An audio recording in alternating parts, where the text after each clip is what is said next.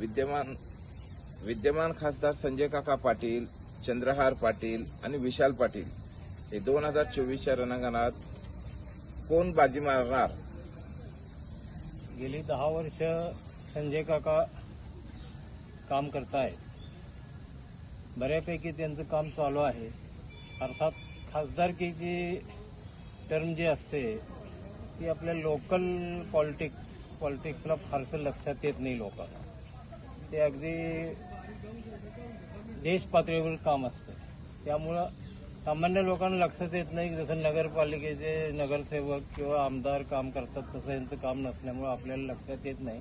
पण त्यांनी बऱ्याच गोष्टी चांगल्या केलेल्या आहेत, अजूनही करणं अपेक्षित आहे. आणि दुसरे उमेदवार विशाल पाटील हे वसंतदादांचे नातू आहेत. त्यांना अजूनपर्यंत काही संधी मिळाली नाही.